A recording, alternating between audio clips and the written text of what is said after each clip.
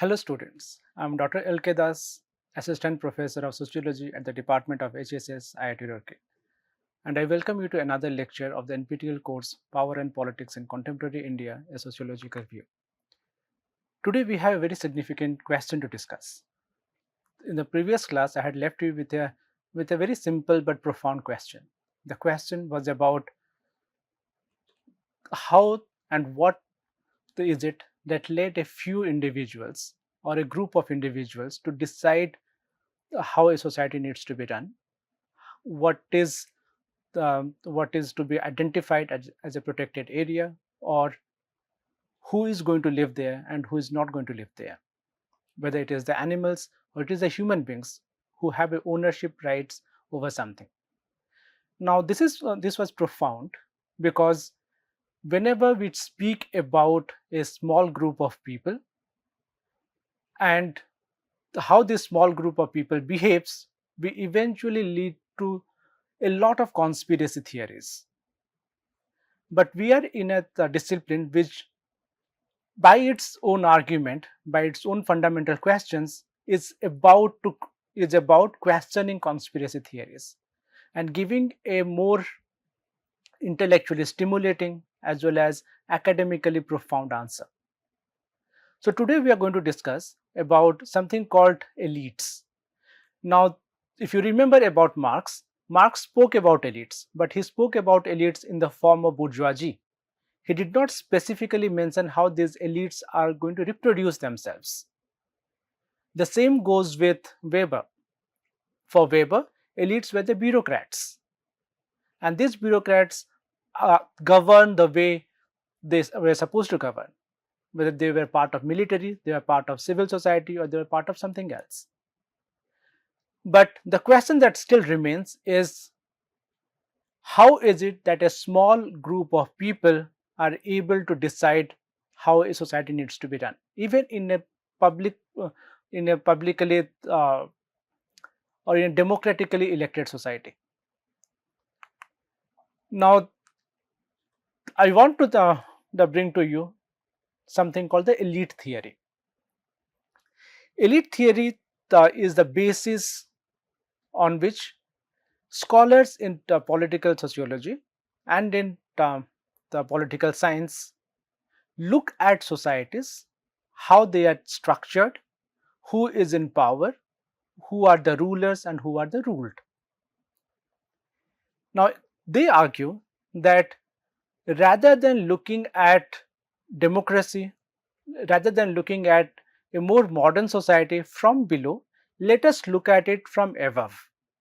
Now, when you look at something from above, that means it usually creates this kind of a pyramidal structure.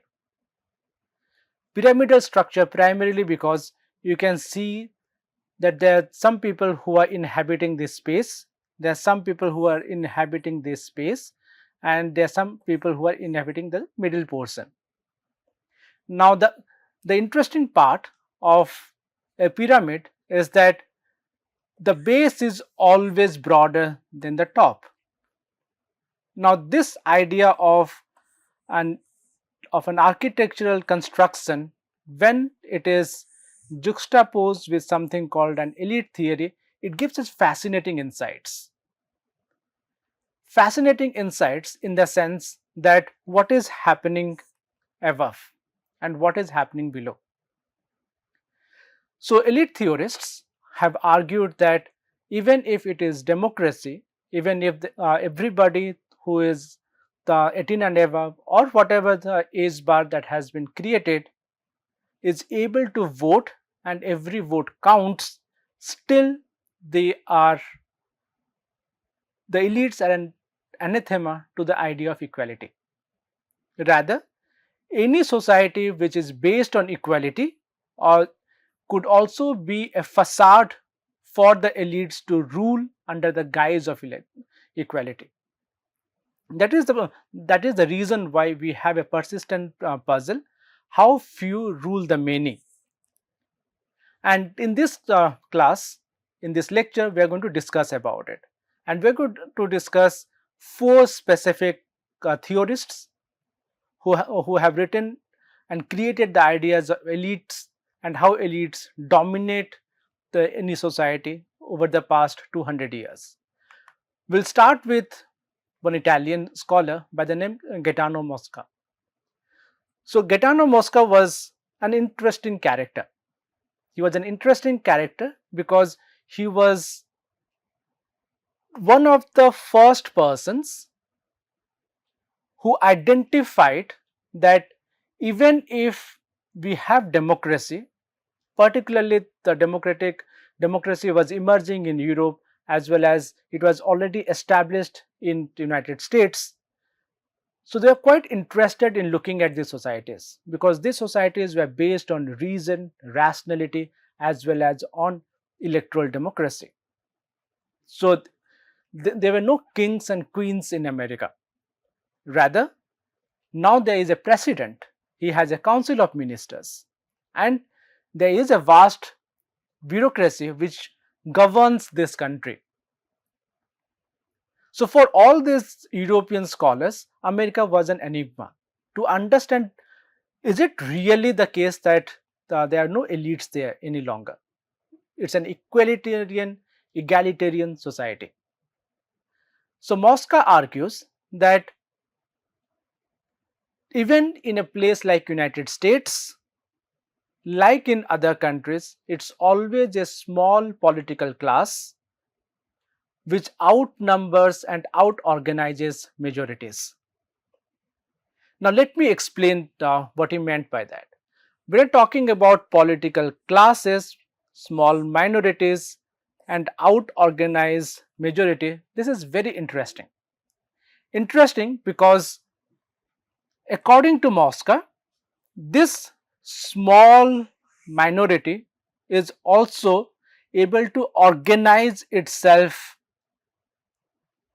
in a much better way than the majorities. Why? That is because they possess certain material, intellectual, or moral superiority. Material, they could form part of an aristocratic society,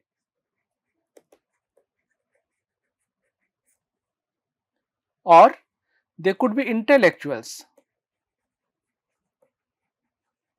like academicians, like people who are working in academia or in public forums or in also in media. They could also have something called a moral superiority. Moral superiority could be that of philosophers. In ancient Greek and Rome, Socrates, Aristotle, they all imagined a society in which it is the philosophers who would be the aristocracy, not aristocracy because of somebody's birth, not because aristocracy because of somebody's lineage, but because of the knowledge they have. But according to Mosca, this could also be a very small minority, not a majority.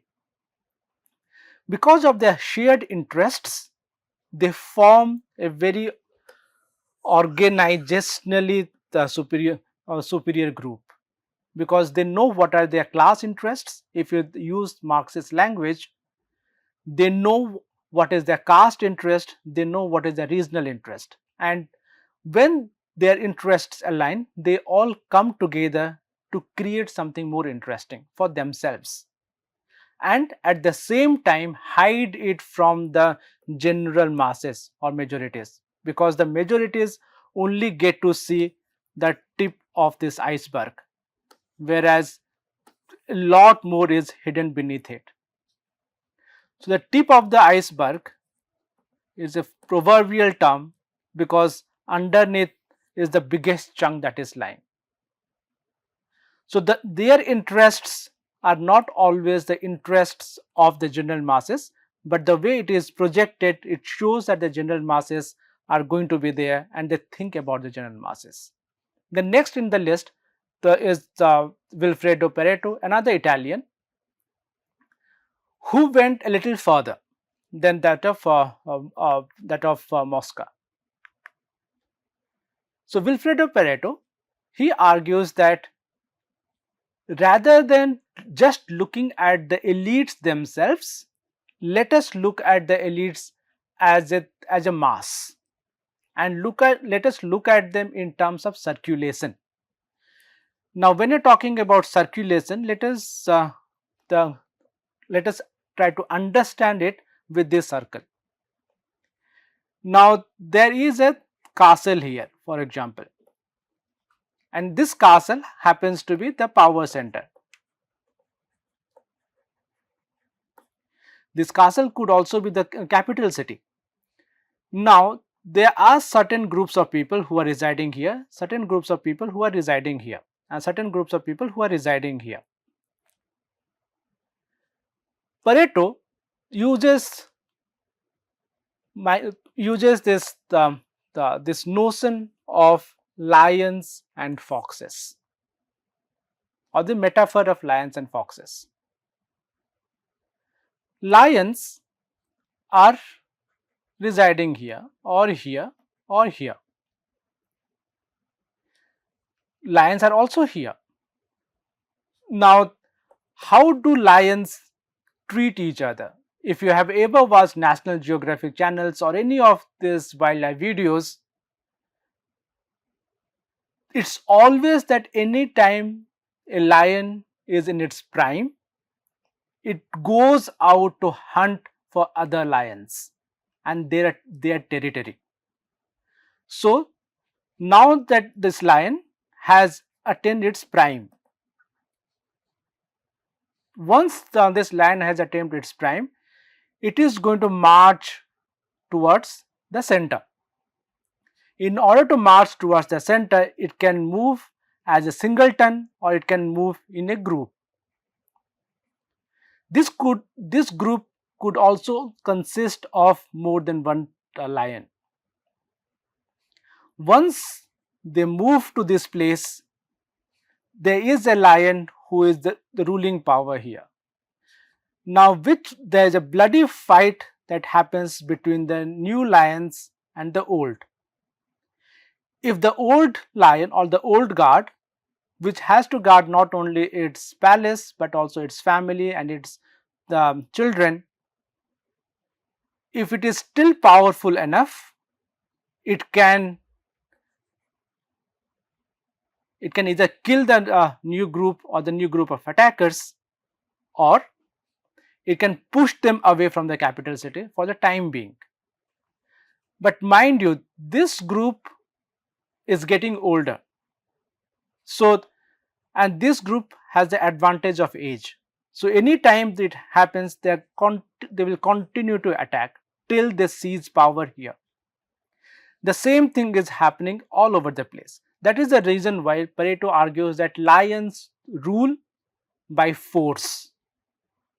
But on the other side are the foxes.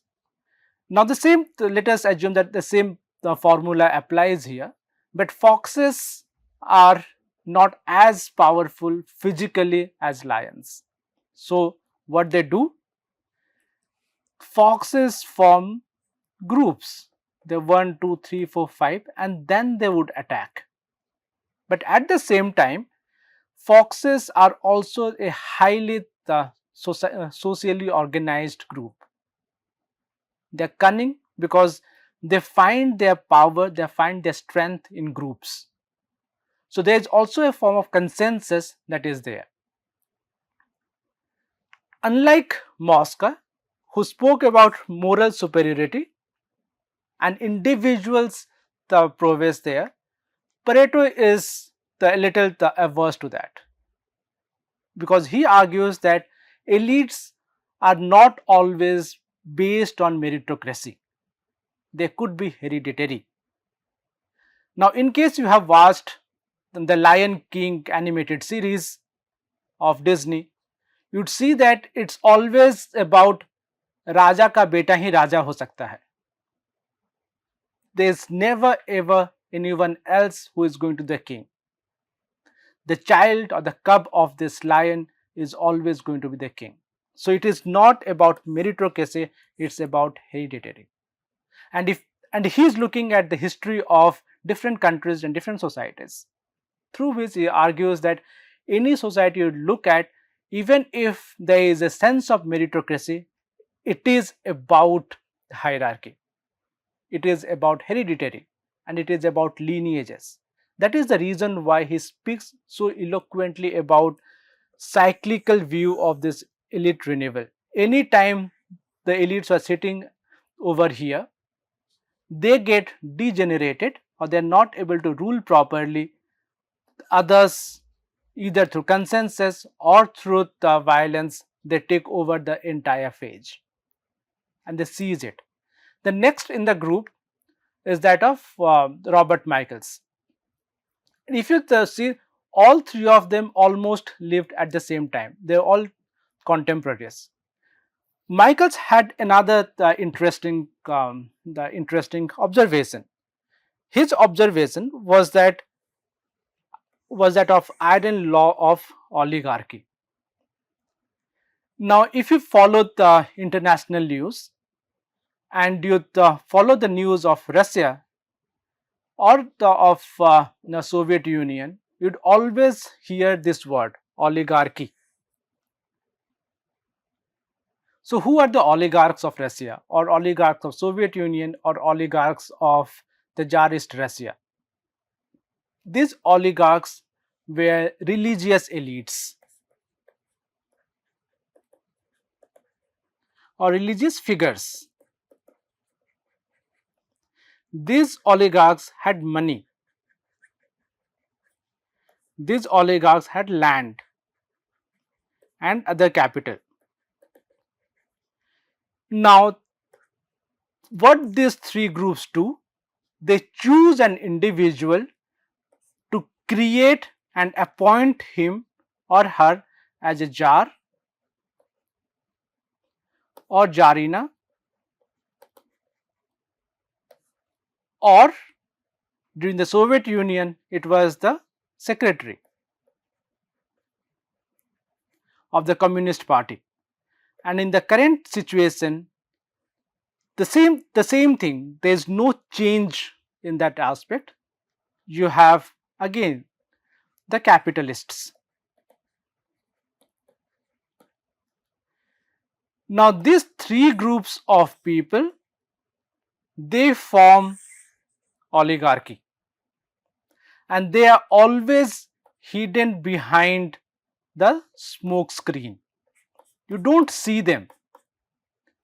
You only see this individual who is extremely powerful, who is commanding the over what is happening, the business leaders or anyone else. In addition to these three, there is also one group which is very significant, the military. So all of them are hidden behind the screen, whereas this individual is taking all the calls, or that is how it is projected. But Michaels argues that this is an iron law. Any society, even if it is democratically elected, still poses the same challenge, because any large organization, whether it is a democracy, whether it is any political party or anything else, requires leaders, requires consensus. The more interesting aspect of Robert Michaels was that he was affiliated with the Socialist Party of Italy. And because he was affiliated with the Socialist Party of Italy, which was created with egalitarian undertones, he realized that even if there is an organization which is based on egalitarianism, still it requires strong leaders, still it forms an oligarchy. A small group of people, in colloquial terms they are called a small coterie, which defines and decides what is going to happen, what kind of decisions are going to be taken, and for whom decisions are going to be taken. And these decisions eventually become the voices of the people. Michaels doesn't speak much about it, how it is, how this aspect of power relationships are implemented on the ground level. Rather, he is still speaking at a more broad framing of it. And when this happens, leaders centralized power over both resource and information. As a matter of fact, this information could be resource, and this resources information, there is a circulation within this small group. Even if we argue that now we are living in an information age, still if you follow Robert Michael's argument, this information or the information that is shared to the general public is only a bit in comparison to what this power elite has.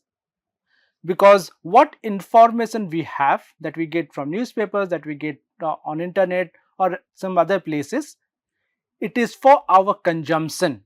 Rather, what is the information that this centralized elite group of oligarchy has is more productive in nature.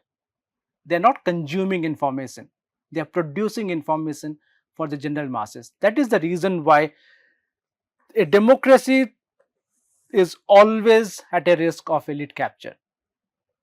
Now think about all the examples that you have, that you come across in your day-to-day lives. Not just about democracy at a global level, but whatever is happening inside your house, whatever is happening in your locality, whatever is happening in your state, what is happening in your country, and everything else, or what is happening in your school, in your college, in your institution, wherever you are. So we have to be, if you follow the Robert Michael's arguments, we have to be very careful in the way we look at our surroundings. And this is what political sociology tells us, that power is not just at the level of institutions, power is in the everyday life. So in the previous classes, when we discussed about Marx, when you discussed about Weber, and when you discussed about others, they were still speaking at the macro level, what is happening to the society itself. They're not talking power relationships at an everyday level, but the elite theorists speak about them at an everyday level. So what are the shared assumptions of these classical theorists? They argue that elites are inevitable in large societies. Their aspirations for full equality is futile. Organization and resource control is always concentrated among the people who have power. At the same time, that these three classic theorists staged the stage for modern elite theory. Modern elite theory has now moved over the past 50-60 years, has now moved beyond what these people had been speaking about. Now they speak about who has disproportionate resource control. And when we talk about disproportionate resource control, one key aspect of it is all that information that you now have. Go and check out Forbes, the list of billionaires in any particular country, or check out the poverty rates in any particular country. You will realize that now the top 1% in any country controls more than 70% of the resources. And I'm not talking about authoritarian states or authoritarian regimes. I'm talking about democracies. Whether it is United States, whether it is United Kingdom, or it is India. Everywhere we see the same phenomena getting replicated. So elites in the present world, the present times, are now defined, as I said, about the resource control. Resource control in terms of who has the ability to become a billionaire, who is controlling the policies that are being created, who are the ones who are even able to stand up for a post of MP or MLA. The new generation argues that when we talk about resources, we have to talk about these ones: political, economic, cultural, social, and knowledge as capitals. In the next class, we'll discuss more about how we can call them capitals, but suffice it to say that political, economic, cultural, and social, they are very significant in the reproduction of elites, as well as institutions in the form of schools, families, and clubs. So, because there is a rising inequality, particularly in the post 1990 period when the new liberalized economy take shape uh, throughout the world, elite studies has become one of the key ingredients to understand our current society. And within this framework comes C. Wright Mills, one of the most radical academics who happened in the 20th century, mid 20th century. In case you have some familiarity with sociology, C. Wright Mills is also the scholar who gave this very interesting concept called sociological imagination, which essentially means how do you identify your current or a personal problem and relate it to the wider social issues. Now, using the same phenomena or using the same structure, C. Wright Mills wrote this book called The Power Elite. In this, he was both critical as well as appreciative of his predecessors. Critical because he argues that there is nothing called a pluralist democracy. He argues that all the three people that we discussed, whether it was Roberts, Pareto, or Mosca, they were all functionalists. That means they all argue that there is a requirement of elites in society. Why there is a requirement of elites in society is because if there are no the cohesive group of individuals within a society, the society will always remain unstable. So, even if it is a democracy, we always require a small coterie of groups who are highly organized to take decisions of what is happening in society and to take decisions for the society. If not, then there will be a balkanization process. Balkanization process is about eastern part of Europe, in which after the fall of Soviet Union, they fought among themselves so much that entire countries got wiped out and small principalities in the form of states remained. So, balkanization is a process which is also taken into consideration when you talk about functionalist aspect of the elites. C. Wright Mills argues that we have to be more careful when you use these functionalist characteristics, because when you talk about these functional characteristics, we are giving an undue importance or an undue halo to something called a democracy. This is not to say that he was against democracy or he was for an authoritarian regime. Rather, his work was related to the way society was being understood both in sociology, political science, economics, and in international relationships. And particularly within this framework, because he is writing during the period of Cold War. So there is a binary between USSR and USA. USA is democratic, USSR is dictatorship.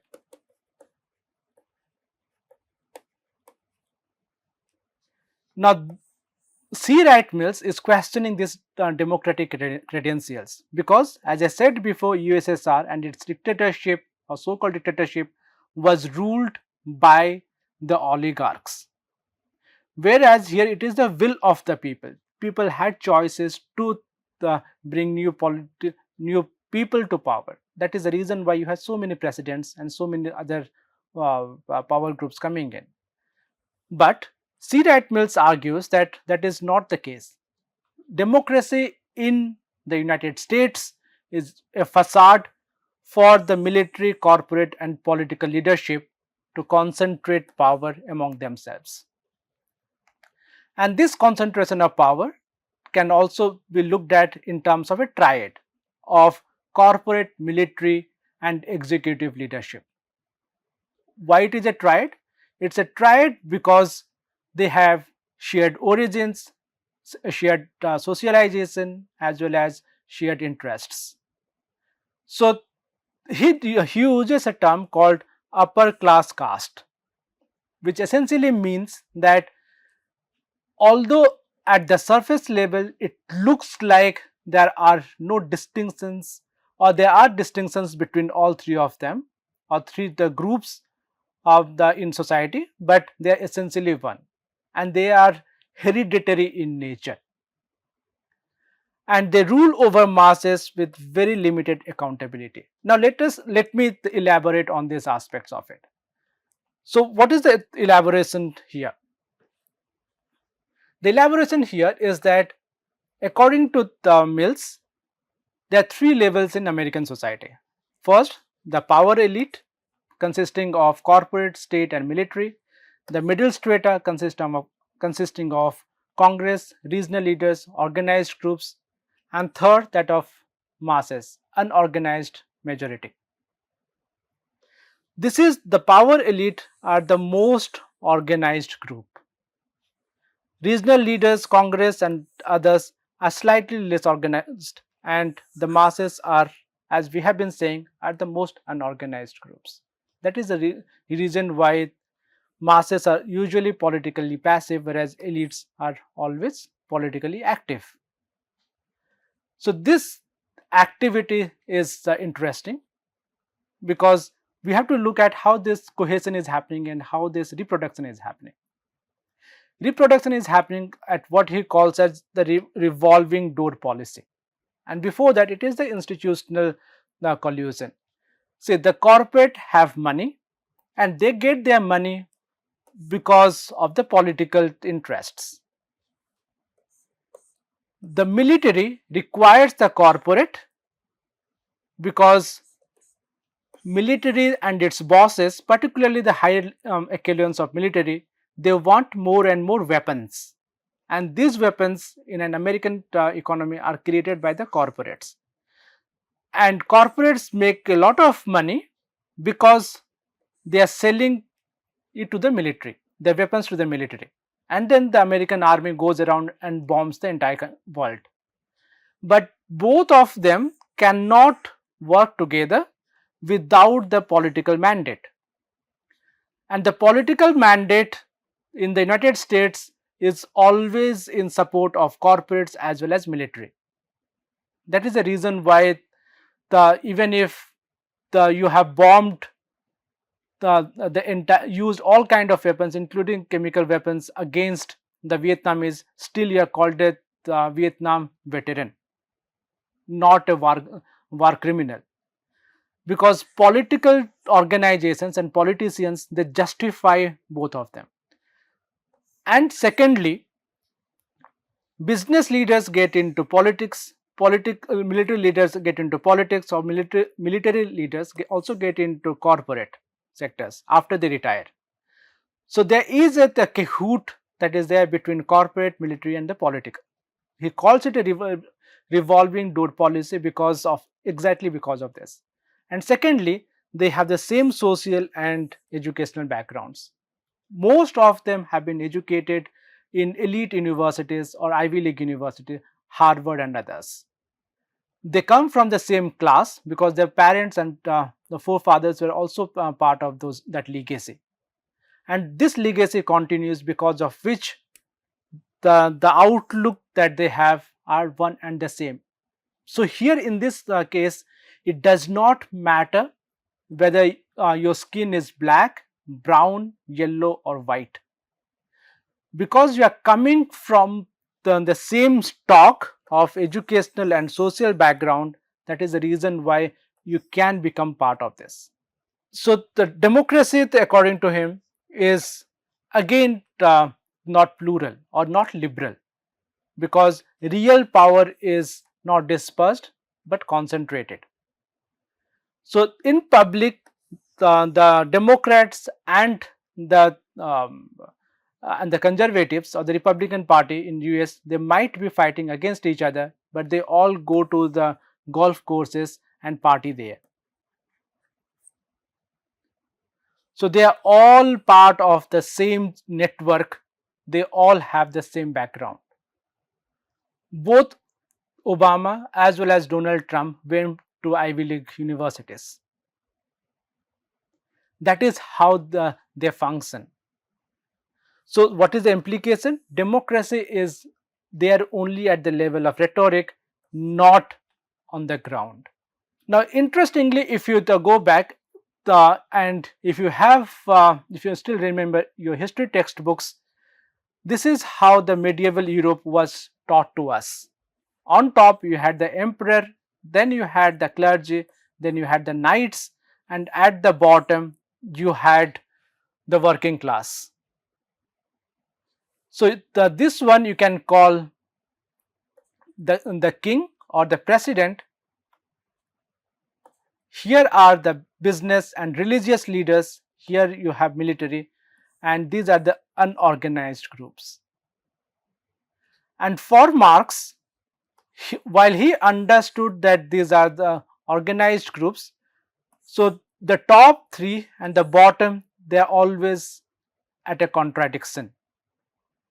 That is the reason why he's speaking about historical materialism, the shift from point A to point B, from the capitalism to socialism or from feudalism to capitalism, because he would like them to be organized as a working class, but the base doesn't understand it, because the superstructure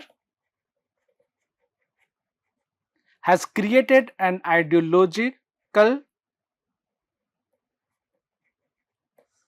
smoke screen that hides from this group of people what they are doing.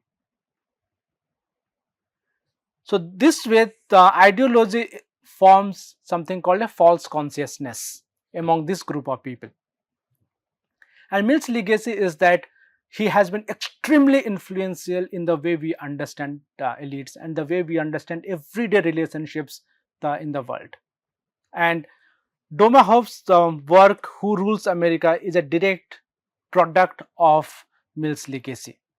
And that is the reason why now all the scholars who are looking at elites focus on class, network, and institutions. And in the next class, we'll discuss about Bourdieu and his notion of cultural capital and others. So, as I said, elites reproduce themselves through elite schools, club, and cultural institutions, through social networks, shared tastes, soft power that is beyond their wealth. So, you can have a billionaire in India go and buy a stately home in London, and there's nobody to question them. And they can sit together with the white and the whites, and nobody is going to question them. Nobody is going to be a racist there, because elites all over the world form a specific class. There's a specific layer above which the elites hover. Everything else that happens down here, and they are the ones who laugh and speak about it. There's a very beautiful the Hollywood film. If you're interested, you can watch it. It's called The Elysium.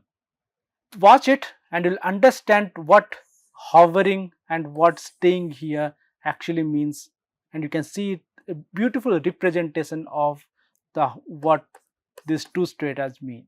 So these are some of the readings that you can go through, and Pranab Bardhan is very significant for India, and in subsequent classes we'll come back to Pranab Bardhan and how he has understood Indian society. And in the next class we'll discuss about Bourdieu and his aspect of social realities and social reproduction of elites and classes. Thank you very much.